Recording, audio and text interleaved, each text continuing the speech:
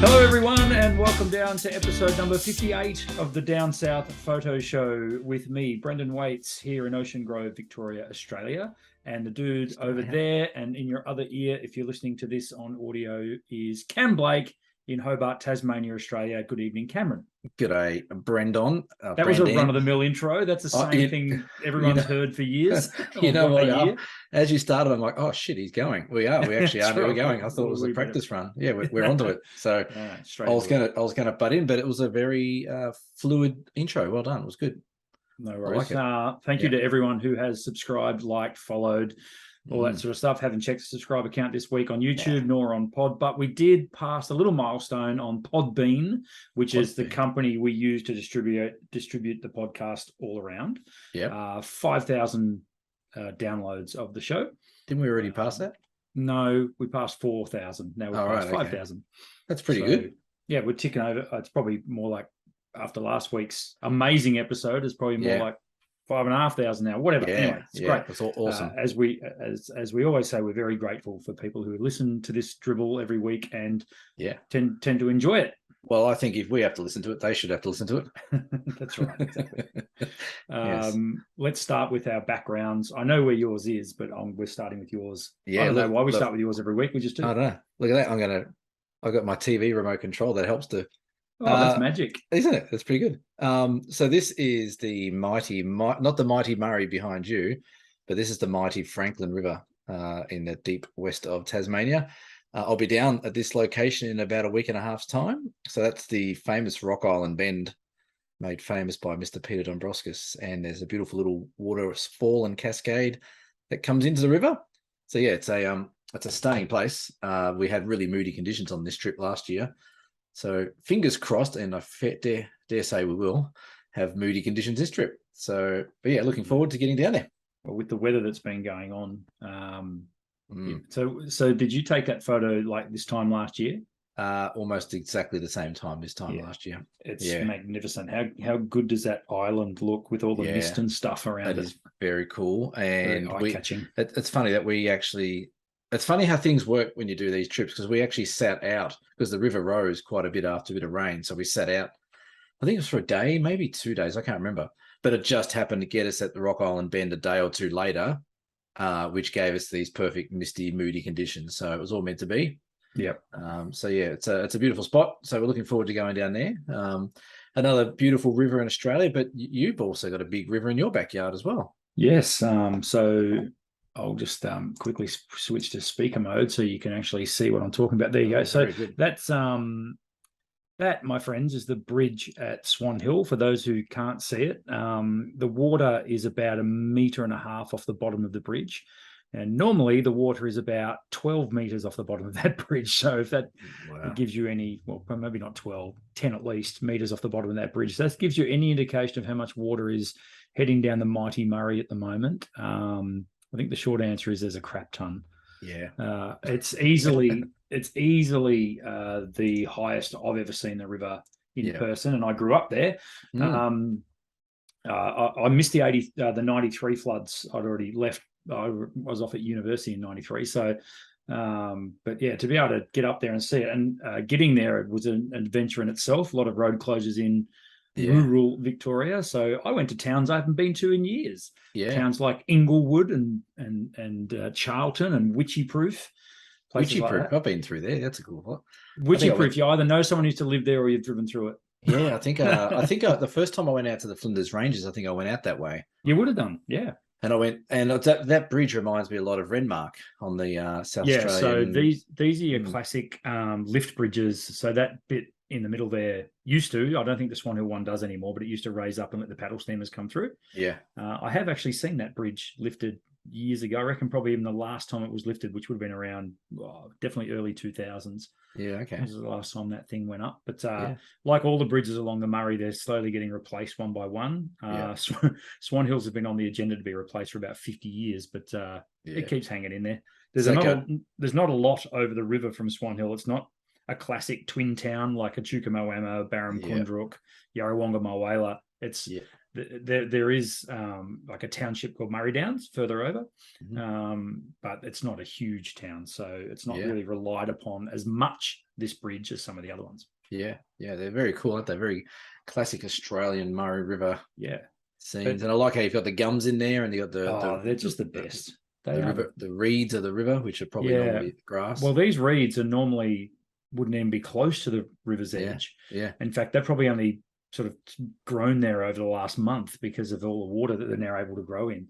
Yeah. But there's so much they call it black water coming down. So there's no oxygen in the water. So unfortunately getting a fair amount of fish die off. Yeah. I saw that. And a lot of Murray River crays finding their way out of the water. Right. So the Department of Fisheries is going along. I saw them while I was there. They're going along with big nets. They're scooping them up. They're putting them in tanks, holding tanks in Narrandera in rural New South Wales. And they're going to release back as many as they find. I mean, they're not clearly not going to find. They're probably going to find 5 or 10% of them, but at least they're doing something to keep the numbers up of crayfish in the Murray River. Yeah, very cool. Yeah. And you had a good trip up there? It was good. Really, I was up there for a mate's 50th, but of course I was always going to take the old camera and the drone. I got some really cool drone footage around the bridge, more for my own reference, but a bit of historical reference as well to show people that yes, one day the river did get that high. Yeah. Back in my day when I had my drone. That's right. Yeah. I don't know what it'll be in the future. They'll probably their phone will probably fly up there and take the photos, or transmit back to it. We'll have jet legs. Jet legs. I like the sound of that. That'd be great. I'll have some like Astro Boy. Absolutely. The river's not expected to do too much more rising around Swan Hill. They reckon it'll maintain this peak for the next couple of weeks.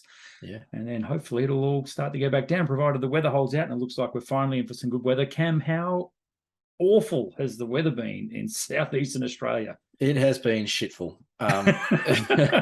Although, as we talk, it's just starting to rain here again. It's just been raining off and on a bit this afternoon, but I think looking from tomorrow onwards, the weather starts to improve again. I think we get some more rain in another week or so, but it's been ordinary. There's been plenty of rain and plenty of flooding and a bit of wind. We had these massive wind storms come through a couple of days ago. They weren't as bad as what the Bureau predicted, but we had wind gusts of 140 k's on Mount Wellington, just behind the backyard here. And so, it's been pretty crazy, but it'd be nice to see some sunshine for a change. Yeah. Well, the forecast is certainly a lot better. In a week's time, we'll be complaining about how hot it is. Yeah, we'll be pitching a moan about how hot it is. No doubt. That's, I think they forecast 28, 29 degrees in a week's time here in Ocean Grove. So we've got 25 degrees down here. Yeah, so the northerlies will kick in and summer will be away, and we can all get out and enjoy some nice weather with our cameras for a change. For a couple, although that must be said, again, traveling through rural Victoria, even though the weather was pretty ordinary, it was quite stunning to see. Yeah, I've never seen those parts of Victoria that green ever. I've never seen so much wildlife. Birds for Africa. There's just birds as far as you can see, all kinds of birds, and of course the whole food chain's there. So you get the hawks. We saw.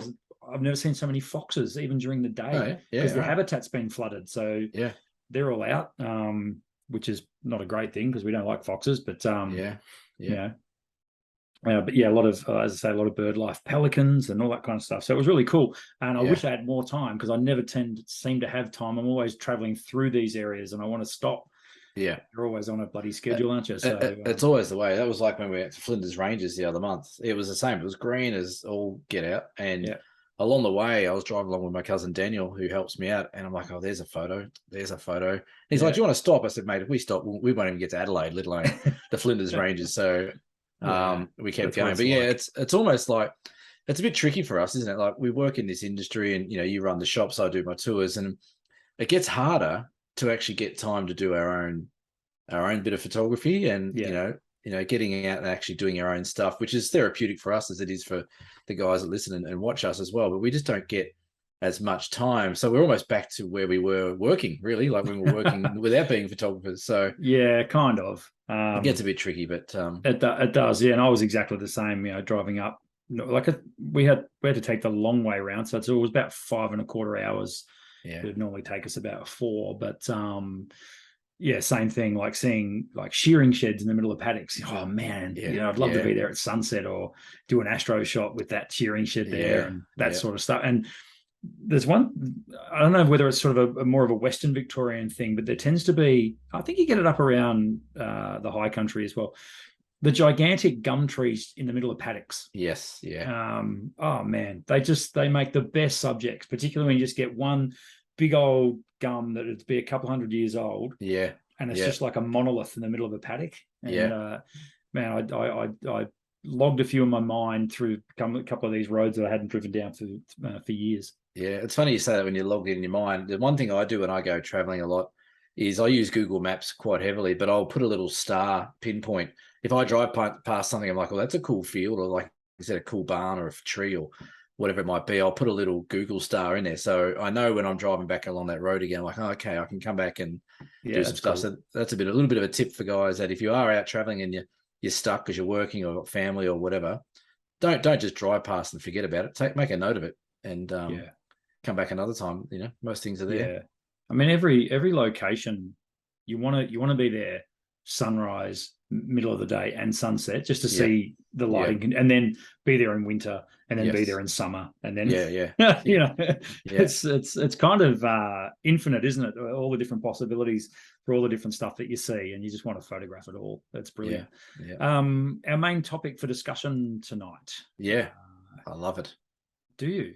Well, no, I don't. I actually hate it. Yeah, here we go. This has got back button focus written all over it. This has got back button focus. This one actually probably should have come up before back button focusing, because I think I dislike this one more than I like back button focusing. Yeah, okay, so this is what we're talking about, folks, is focus stacking. Tonight we're going to have a bit of a chat about focus stacking.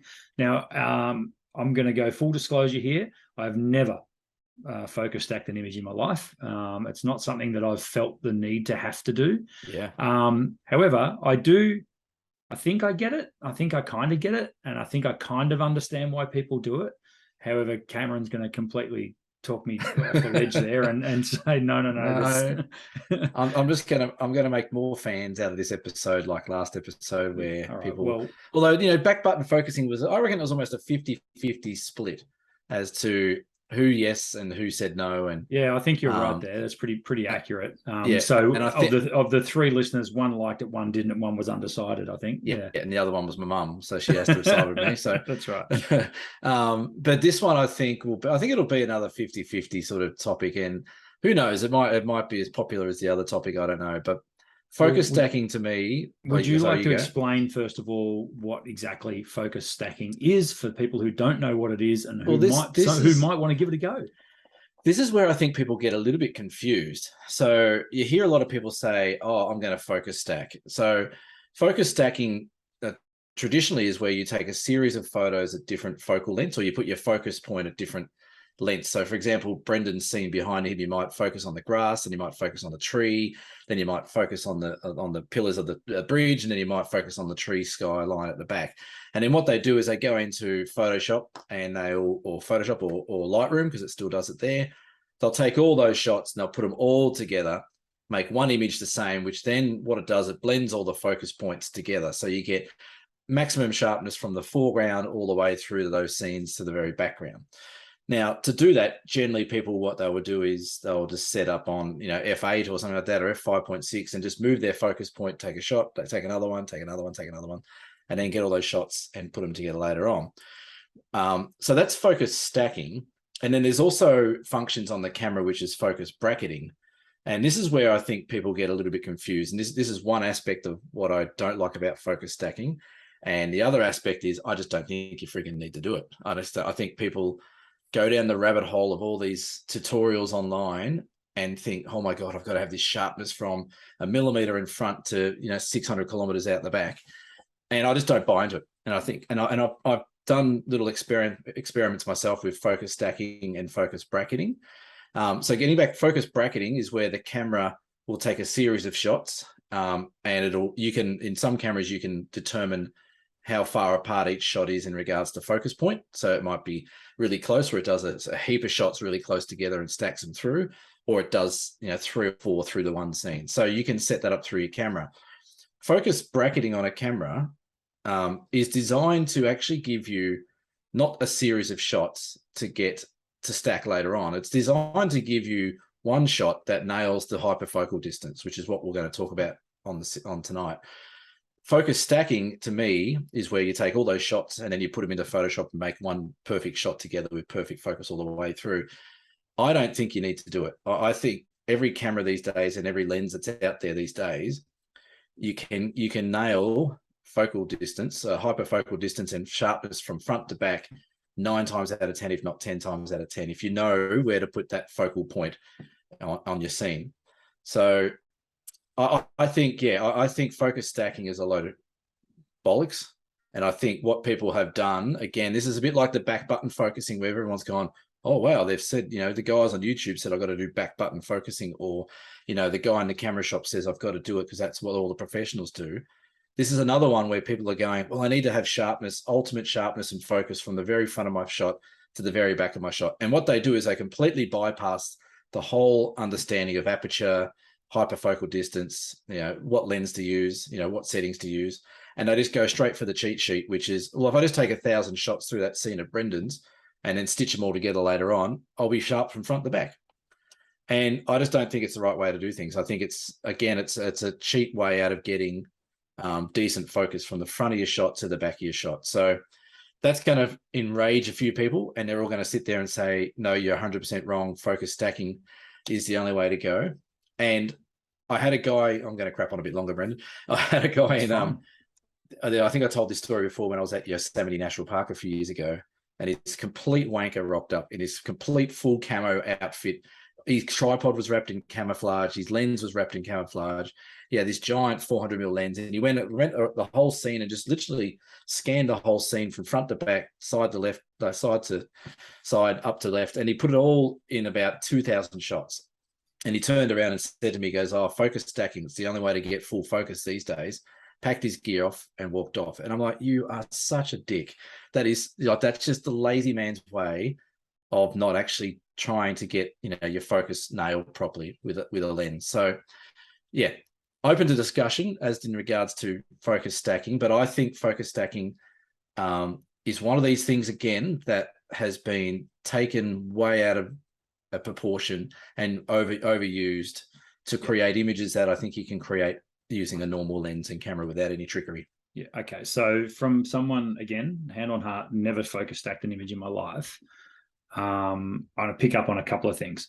First of all, I want to pick up on the fact that you and I are landscape photographers, and this is what we talked about when it came to back button focus as well. Yes. And that I think focus stacking would be more useful definitely for macro photography, where it's nigh on impossible to nail focus at such close quarters, particularly if you've got a moving subject. But if you're shooting an insect, for example, that you want to have, and some of these, I've seen some of these lenses, the macro lenses, the depth of field is so minute when the lens is wide open that you need to focus stack, and you need to be able to work your, maybe up to 10 shots on the face of a dragonfly, for example, and get everything sharply focused. I think I can understand that. But having recently read up a bit about hyperfocal distance and what you've been talking about, for landscape photographers in particular with wide angle lenses, which is the other point I wanted to pick up on. With wide angle lenses, I think focus stacking is a bit of a moot point. I don't understand why you would put yourself through the extra work to achieve what you could achieve pretty much with one frame. Given what you should know about your lens's capabilities in terms of hyperfocal distance. So, so I think I want to try it now, though. I'm sort of curious, and I think I might do the same experiment that you mentioned, like where I'll do the shot and I'll get it as sharp as I can, and then I'll try and do one with focus stacking and see if there's any visible difference, which I think is going to lead into the point that you want to make about visible difference, particularly when with what we are now doing with our images these days. 100%. So when I was in WA a few months ago, I did a bit of an experiment. We had a bit of a workshop, but I did it the next day on my own and went down, and I used focus bracketing through my camera, and I set it up to do I think it was about 20 shots. So there was this scene that had this gnarly root system in the front of Sugarloaf. Is it Sugarloaf Rock? I think it is. Out on the coast. So that's a bit of distance. That's probably a few hundred meters at least out to the rock and then further onto the horizon. So I did probably a 20 shot focus stacking where it focused on the very front of the tree, all the way through the tree, all the way out to the back of that rock. And then I did another shot on my camera, putting it where I thought the hyperfocal distance is. So for those that don't know what the hyperfocal distance is, that's generally where the sweet spot is for your focal point to maximize your depth of field of that aperture you're using. So a lot of cameras will default just to the middle of your screen or middle of your scene and take the shot. Using that focus point and moving that around to the correct location will maximize your depth of field based on what aperture you're using. So I did that with this shot, and I went back to my computer, and it was a big screen computer. It wasn't a little tablet or anything like that. And I pulled out I think I used f16, or I might have even been f22 on the Fuji, which is quite a big sensor. So you can use, slightly bigger f number. And then I picked out of the 20 shots I did, I picked out the shot that it nailed as the focus point being the sharpest and the depth of field being the largest. And I put them next to each other and went in about 200%, 400%. And I scanned through the top to the bottom, and the sharpness was identical the entire way through. Okay. There was not a skerrick of difference. And one image took you how long, and one image took you how long? Yeah, one image took me a couple of minutes to probably set up and get it all going. The other one took a 30th of a second. Yeah. So what I think is the problem here, and I guess this is photography these days, and photography is just so bloody popular. Everyone's doing it. Everyone wants to be an expert. Everyone wants to be professional. Everyone wants to sell their prints or get Insta famous or whatever it might be. A lot of people still do it just for enjoyment as well, which is great. But what I think happens is everyone gets lost in all this information. So people go, well, hang on a sec. Someone said I've got a focus stack because that way I get maximum sharpness all the way and depth of field all the way. But then what they do with their photos afterwards, they put them on Instagram or Facebook, which gets compressed to the hell, and you don't see any difference anyway. So I don't understand why people are going through the effort of doing all this stacking, putting it all together, and then compressing the hell out of it and sticking it online in a little square that no one can tell anywhere. Even with that shot I was talking about, I came home and I thought, right, let's just print them both out. I printed them both out at A2 size, I think it was, and put them side by side, swatched them around, mixed them up, walked away, came back the next day, couldn't tell you which one was which. They looked identical. So I think focus stacking, I'm not going to say what I did last time. There's going to be no bleeps required. Okay. Just to help you with your editing. You can get in the bin. You get in the bin. I think focus stacking, I think you're playing with yourself a bit too much if you think focus stacking is going to increase your photography output. I think it's not what it's for. Okay. Landscape photography. Yeah, I get that. So I want to challenge the issue here. So let's look at Brendan. Let's look at your image behind you. Can you cover your camera for a sec? I certainly can. For the sake of the argument. Yep. Okay, so you've got the foreground little cascade, little waterfall, but the star of the show of that image is the island in the background, in my opinion. I think that's the spot. I mean, I think that's what you were trying to photograph there, was that location made famous by that island. I can concur. Yes, correct. Okay, so what about if you use focus stacking for only two focal points, one being the foreground cascade and one being the island in the background, by using maybe a bigger zoom lens to isolate those areas a little more? Obviously, you're not going to be able to get the full gamut, the full width of that image. But, is that then acceptable to use focus stacking to do that? Which I know is a little bit of a trick because you can't focus on 2 points at once by definition. No. So I'm wondering how that would go then, like whether that would work. So just as soon as I started talking about focus stacking, it's like, right, okay, why do we have to have everything in focus? Why can't we pick 2, 3 focal points? That's it. Foreground, middle distance, background. But in the case of that, I reckon it would work really cool. That if you look at the island in the distance and then look straight down, there's a big old boulder right in the foreground with that green moss below it. Yes. So maybe something like, I don't know, is that something that's done? Well, I'm sort of, sorry I guess. for all the podcast listeners, because I was just very visual then looking at Cam's photos. Yeah. So what you're saying is that you just want to use like a couple of focal points and then stack together. Yeah. Well, yeah, you can do 2 focal points and stack them together. That's not a problem. But the argument is that you still don't need to. Like you don't, if you're using the right hyperfocal distance and you're using the right aperture on your lens to maximize your depth of field, you don't need to pick different focal point. You'll be able to cover it all. My point being, though, I want the middle ground out of focus. Right. So well, yeah, you could do that if you want. You could shoot f2.8 or f4 on the boulder in the foreground. That's right. And then you can shoot 2.8 or f8 on the background, on the rock, on the Rock Island Bend. And then, you'll find that the focus, but what that will cause you an optical mix-up, I reckon. I think your eyes will be struggling to sort of make sense of that. And that's what depth of field is supposedly meant to do. It's either meant to isolate a topic or a subject, or it's meant to work in your favor to allow, a great depth of field. And that's why it's called depth of field. It's like a depth of the photo. So, you could definitely, like if there was something really cool on these rocks on the foreground, like a little orchid or a little flower, then maybe I would shoot f2.8 and blur the background out. Yeah. Because everyone still knows what that rock is. That's still a very famous rock. Yeah. But in this situation, this is a single shot taken on a little tripod, probably around about f16, focusing probably, I reckon I've focused probably just after the big boulder where the next little lot of boulders are. Yeah. If you read up on depth of field, the depth of field from where your focal point is, so if it's just around about here, the depth of field will work 1/3 in front, or fall 1/3 in front, 2/3 behind. So it all really depends on where you put that focal point.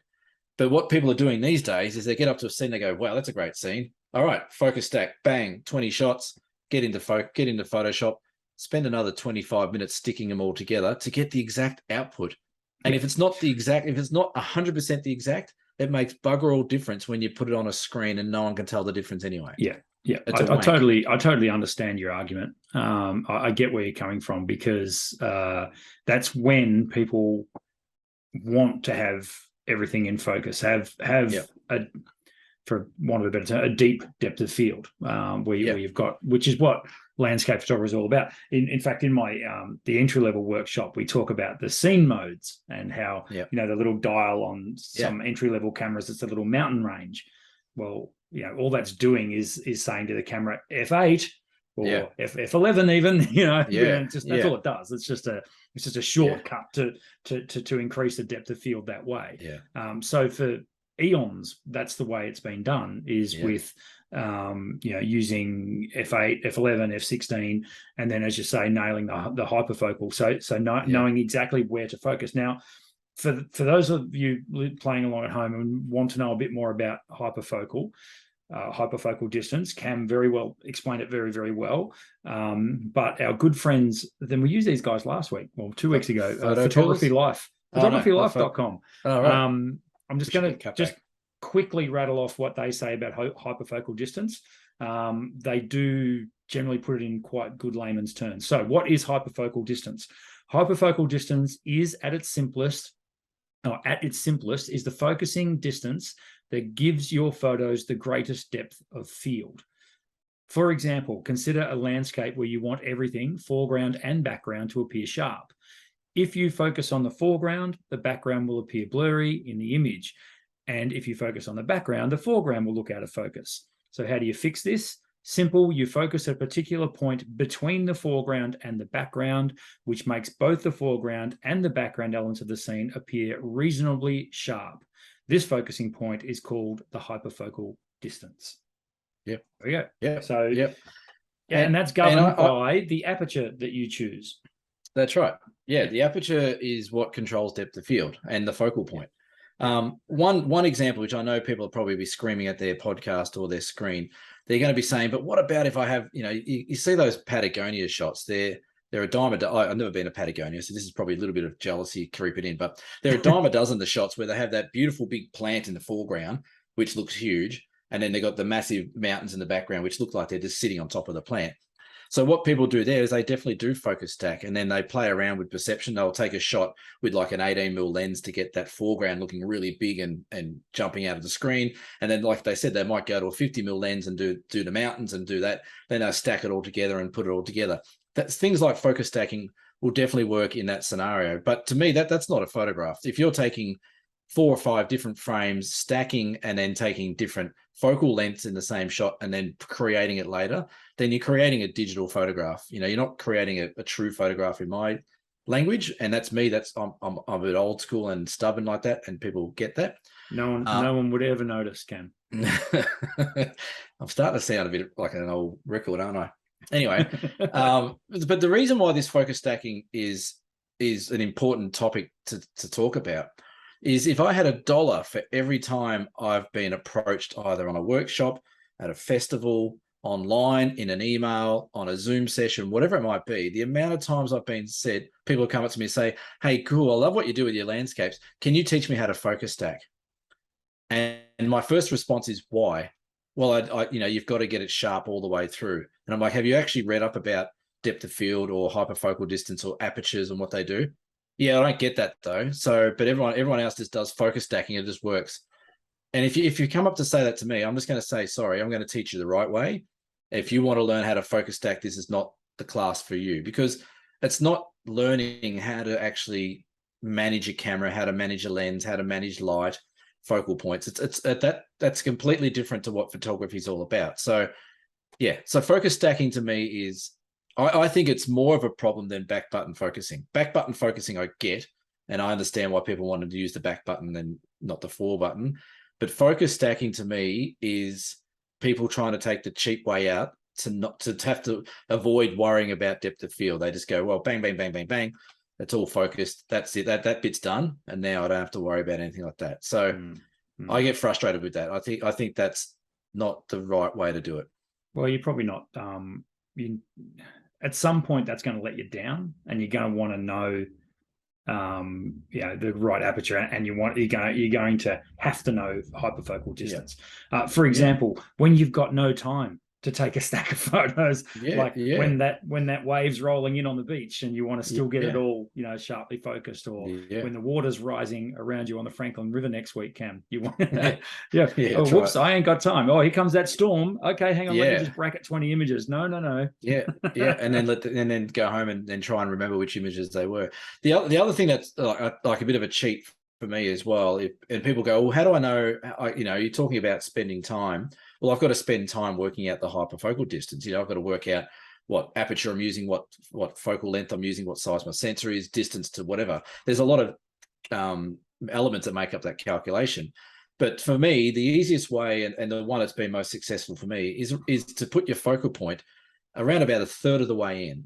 So if we're looking at my scene here, then about a third of the way in is, where are we? Is around about just behind that boulder where the other line of water is coming down there. On Brendan, the third of the way in the scene is probably just behind his shoulder there in the water there, along the line of, around about sort of just in line with the bottom of that tree would be about a third of the way in. And if you're shooting portrait way, then you do the same thing. It's about a third of the way in. And most of the time, my landscapes I shoot on f/16, and I know people will be screaming out, but what about diffraction and refraction and all this kind of softness around the edges? That's bullshit too, because I've shot at f/16, and most of the time, if not 9 times out of 10, it's all fine from edge to edge. It's nice and sharp. It's all pretty good. Yeah. Again, I think just to pick up on that point and to expand it a little bit, and we've said this before on the show, I think people get hung up on lens sharpness and distortion and barreling and pincushion effect and all this sort of stuff. And it's like, really? I mean, do you look at an image and go, well, I don't like that photo because it's got chromatic aberration and it's got the barrel distortion? And no, you don't. No one ever does. You look at a photo and go, wow, cool shot. So and a lot of times you can get hung up on this stuff. Yeah, and in my experience as well, the people that get hung up the most are the ones that are further back in their advancement of photography. Yeah. So the ones that just spend hours and hours and hours going down the rabbit hole online or reading forums or whatever it might be about what's best, the ones that go and read every single spec of every camera that ever comes out, and, try and, pixel peeping and all that kind of stuff. They're generally the ones that are further behind where they probably want to be as a photographer, as opposed to the ones that just get out there, try it, experiment, play around with things, play around with apertures, focal lengths, whatever it might be. So if you're one of those people that are just bogged down in reading all these technical specs and trying to outdo everything with getting the better camera or the better, the pixels or whatever it might be, you're wasting valuable shooting time. You're better off getting out there and practicing with your camera. So yeah, that's my rant on focus stacking. Again, I'm having another rant.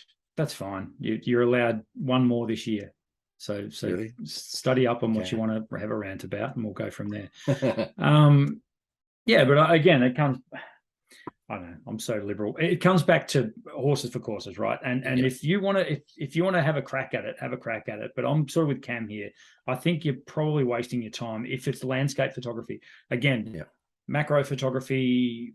I don't think you can do it with portrait, but definitely macro photography. Yeah, the other one works really well if you're doing like real estate or commercial sort of buildings or architecture. Definitely. Yeah, you can do it there. Yeah. I just think with landscape photography, it really should be just that one shot, that product one moment. Photography, that would be. That's the other one as well. That sort of stuff as well. But we won't judge you. We won't wear a t-shirt next week saying focus stacking can. You probably my will. ass right? You probably will. Probably will. Yeah. Anyway, and again, thank you for entertaining me in my ranting and old ageness. No, anyway. Good stuff. Love it. Now, we're going to skip a couple of things that we normally talk. We'll come back to that because we want to just quickly touch on the deer cam, and this was completely coincidental. It was very coincidental. This came through this afternoon. Cam and I were talking about what we're going to talk about tonight, and Cam said he wanted to have a bit of a chat about focus stacking, so I went along for the ride. And then our friend Mark in Geelong jumped on board. Sorry, Mark, I think you live in Geelong. I don't know where you live, but Mark's been into my shop before, spoken to me a couple of times. Quite a good photographer in his own right. Deer cam. We have a deer cam question from Mark. I'm interested in your thoughts on hyperfocal focusing and how best to use it with a modern lens. Old school prime lenses had the guides. You can match the f-stop that you were using to the guide, and it would indicate what distances would be in focus. Modern lenses don't have this guide anymore. What technique would you suggest other than using the back focus button and focus stacking to obtain a well-focused landscape images? To obtain a well-focused landscape image. What apertures are the best for good focuses throughout, and what f-stops aren't? Not f2.8, but are f16 and f22 no-go f-stops, and if so, why? Yeah, this is amazing. This question that it came in. So obviously, you can just rewind the podcast. Yeah, rewind the podcast to 20 minutes ago, and questions answered. Really, but what this does raise, Brendan, is the fact that I'm not the only person out there worrying about focus stacking. Yes, there's other people out there that this is, maybe Mark's one of those ones that have gone down that rabbit hole about focus stacking and hyperfocal distance and things like that. So I think we've covered a fair bit of it in what we've chatted about. Yes, the old school lenses did used to have the depth of field measurements on there. Some of them still do. My Leica lenses do still have a depth of field. So my Leica lens, the little 21mm I've got, it just says, if you're on f16, everything from this point to that point will be in focus, and away you go. It's a piece of piss. Like I just sit on f16, do about 700, about 70 mil or 70 centimeters in front of me, and away we go to infinity is nice and focused. So yes, back in the day, that's generally how hyperfocal distance was easily obtained. In regards to techniques for now, using the cameras that don't necessarily have the guides on them, just exactly what I said before. My go-to is go about a third of the way in, put my focal point about a third of the way in, and it can be a third of the way anywhere because it's a focal plane. It's not a focal point, so to speak. So it can be on that rock there, but it'd still be there, and you still get the same sort of depth of field across the whole scene. And then I'm a big fan of f16. I don't find it an issue with any diffraction, chromatic aberration, softness. It doesn't seem to affect my images. If you look through my catalog of images, I reckon if I scrolled through and sorted by aperture used, f16 would be way up there as the most popular, and then probably a 2.8 at the end to get nice and soft depth of field. But I would say f16 is a good one to go on most cameras these days. And then, putting your focal point about a third of the way into your scene, whether or not it's horizontal or portrait, I think that's a really good starting point. And then, you might have a quick look on the screen and just zoom into the very foreground to make sure it's, nice and sharp, and go to the back and make sure it's nice and sharp as best it can be. But that'll be the technique I would use. About a third of the way in, f16. I shoot on aperture priority. I don't really care about shutter speed, because usually shutter speed being slower helps us as an advantage in landscape. And that'd be how I'd go about that. Very good. There you go. Pretty simple. I have no more to add than what Cam's just said right there. Keep it simple, stupid, is my motto. Absolutely. So if you have a Dear Cam question for us, by all means, send it into us via email, via courier pigeon, via leave a comment below if you want to, or send it to our website, which doesn't exist. Going back to sort of, I want to do a bit of gear talk tonight, Cam. Yes, my goodness, there has been a plethora of new cameras and new lenses, for that matter, been announced. No good ones, though. I'm only going to pick up on a couple tonight, but we will maybe next week. Over the next couple of weeks, we might unpack a few and have a bit of a look, see at what's going on in the camera. It's actually a little bit exciting. Seems to be over the COVID years, things slowed down a bit with new model releases. So, but back with a vengeance now. The first one I want to talk to Cam about, and to you good listeners about, is the OM System OM5, the new artist formerly known as camera, which excited me a little bit, and for one reason only. Do you know what that is, Cam? It's silver. It's a good-looking camera. It has the OM Digital brand on the front. All of the OM System cameras are rather spunky looking, wouldn't you say? That black and silver look that they've got going on. Yeah. I quite like them. No, I don't know what excited you about. I no longer have to spend $3,500 to $4,000 to get built-in ND filters. There you go. The OM5 is now a mid-range or an entry level. Yes, I can't remember a price. I think it's about $1,700, which doesn't seem to be that bad for what you get. But it does have the built-in ND filter, which is a feature that I know that I would use. But I was not prepared to switch from everything I've got now and just go and buy an OM1 or EM1 Mark III or the OM1 just to get it. So that was the first thing I looked for when I saw the specs. And I was like, does it have the built-in NDs? And it does. Yeah. So I must admit, I'm a little bit the opposite to you, and this is not going to ring well with my friends at OM Digital, or artists formerly known as, but I saw the OM5 come out and I went, oh, wow, okay, new camera. What's it look like? Oh, it's an EM5 Mark II with maybe neutral densities. Yeah, it's the same. It's the same build. It's the same chassis. It's the same. I think same buttons. Very, very similar. I think the card slots might have changed. There might be something a little bit different there. I haven't done a heap of research clearly on it, but I think it looks pretty cool. I think it's got slightly better weatherproofing as well. Okay, but well, that's handy. It is practically the same guts as the EM5 Mark III. Well, rebranded as an OM Digital and a better weatherproofing and ND filters. And the EM5 Mark III was a wonderful camera. So I've got camera.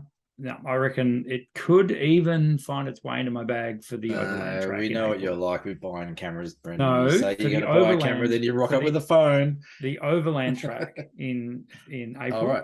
I'm going to need something lightweight, so that might find its way in my bag, provided you buy it and loan it to me. Fantastic. Well, I was just about to say, there's a fair chance I might have one in my little OM kit. Yeah, there you go. So see, just make sure you've got it in your kit on the 14th of April. You go ahead. I was just going to say, I was a little bit underwhelmed with the announcement. I was hoping for something a bit more wham bam, but they're still a great camera. But I don't think it's worth the upgrade, really. But that's just me. Yep. Now the other one that you put on our list to have a quick chat about was Canon's EOS R6 Mark II. Yeah, what a classic camera this is. Therefore, look out, Cam's getting ready to tee off. 24.2 megapixel, 12 frames per second, mechanical shutter, blah, blah, blah, blah, blah. Built-in image stabilization, rated to 8 stops. That's new. Wow. I don't think they've gone that far before. 4K video, that's amazing. 6K ProRes RAW video. 4K at 60 frames per second. Raw burst mode, moving subject HDR, blah, blah, blah, blah, blah. Okay, what's your beef about this one, Cam? I think I know. Well, it's $4,500 for starters. That's a bloody expensive paperweight, I'll tell you right now. That's an expensive 24 megapixel camera. That's true. Yeah, I think that's I think that's going to stretch a lot of people to justify going to. By the way, that's Australian dollars. It's gonna yeah, that's expensive. Here you go. I'll put it on the line now. I reckon that's below $4,000 before Christmas, that camera. Well, I think you're probably right. It's going to be a tough sell at that price, particularly in the current climate. Look, it's also we've got a really battling Aussie dollar at the moment as well, so it's hard. You can buy the new Sony A7 Mark V for under $6,000, and it's got 60 megapixels. Yeah, that is a why would you not just spend another $1,200 or so and go get that? Yeah, the A7R5 is seriously cool. Not worth a jot for a landscape photographer as far as I'm concerned, though. It's more for a videographer, the A7R series. And, model shooting, weddings, that sort of stuff, I totally get it. But for landscape, wait for the A7. Well, the A7 Mark IV is one to look at if you're a Sony shooter.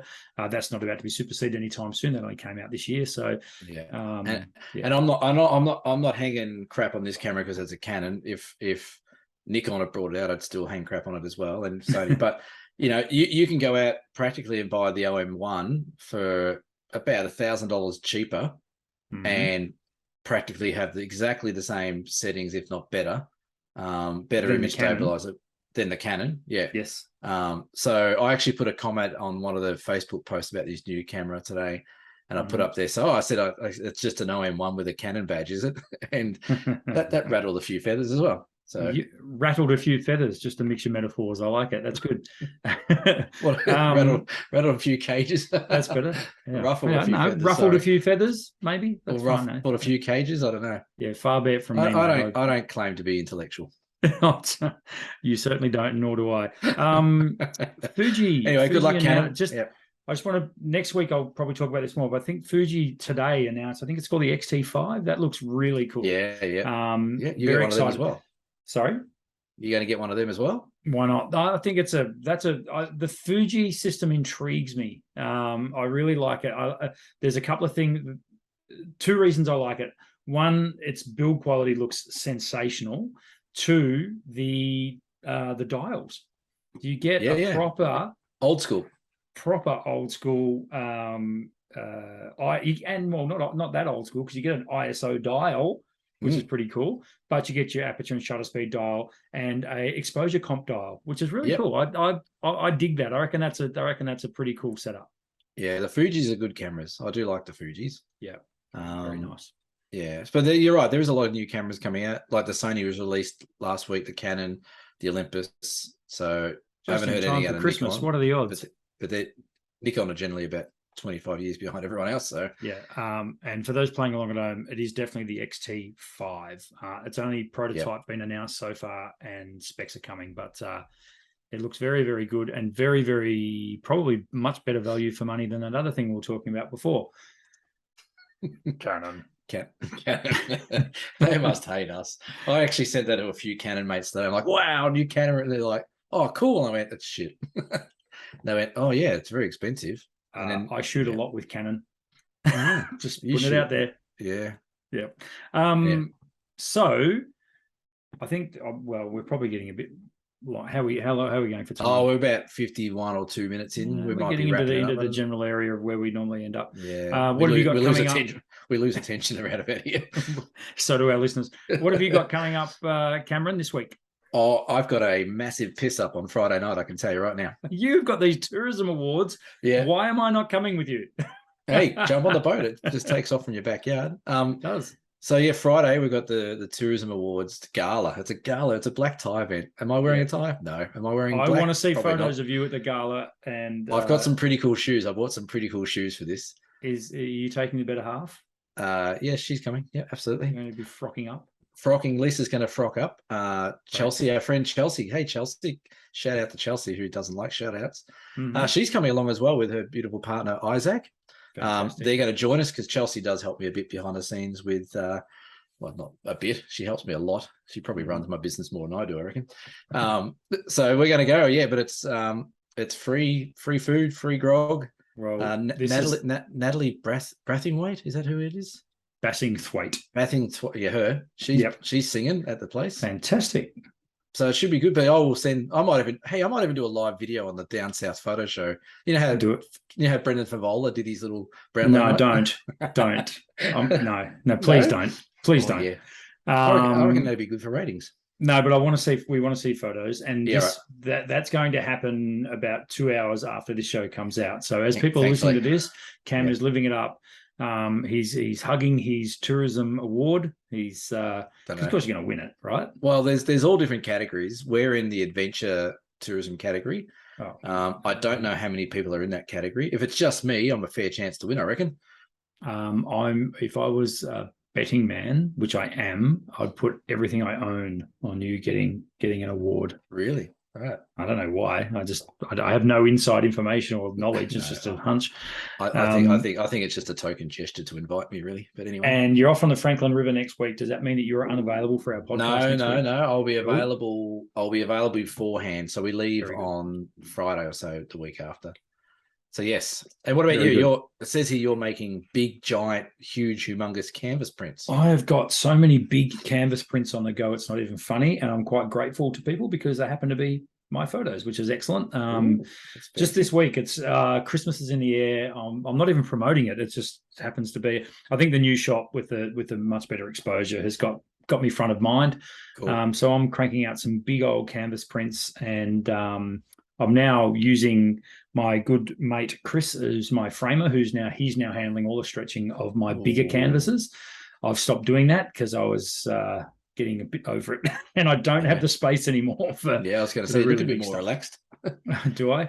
I used to get through November, December. I used to get proper RSI and like problems in my wrists and fingers and stuff from stretching canvases. So I leave it to the experts now for the big stuff. The smaller ones I'm still doing, but the bigger stuff, no. One other thing as well, my calendar is almost sold out. I couldn't believe it. I haven't even marketed it out. I haven't even advertised it anywhere. It's just been on display in the front window of my shop. Right. And it's been okay. So I only ordered 50, but hey, that's almost sold out. I ordered 3. Well, speaking of selling out, I sold out 4 Olympus days or OM digital days in Melbourne. I put it out there the other day. I'll be in Melbourne in January. I might be up there for a special occasion. I don't know what it is yet, but we'll hopefully find out if it's actually happening. I don't really know what's going on, to be honest. It's happening. But yeah, I thought, while I'm up there, I'll put on a couple of OM days where we'll just do a bit of a city walk around South Bank and the city of Melbourne, and sold out 4 days. And I'm like, whoa, okay, that's crazy. Maybe people in Melbourne are starved for Olympus OM days. How many people go in each 8 walk? 8 each one. Okay. Yeah, so it's 32 people over 4 days, not 4 consecutive days, but we're up there for a few weeks. So I thought I'll just fill in a few gaps, and people jumped at it. So thank you everyone who booked, and looking forward to getting into the old stomping ground. And we'll try not to get stabbed in Melbourne or robbed, but yeah, we'll have fun. No, you're not going to bloody High Point, Knife Point. You're doing it. There you go. Some more of our audience. Never mind. Yeah. Okay, well, I'll tag along on the 4th one because you'll have it nailed down by then. As long as I can play with an OM5. Come along. I'm sure we'll have one. Okay, there'll be an OM5 there. Okay, great. Well, that is the podcast. Hope you've enjoyed it. Unless Cameron's got anything else to add.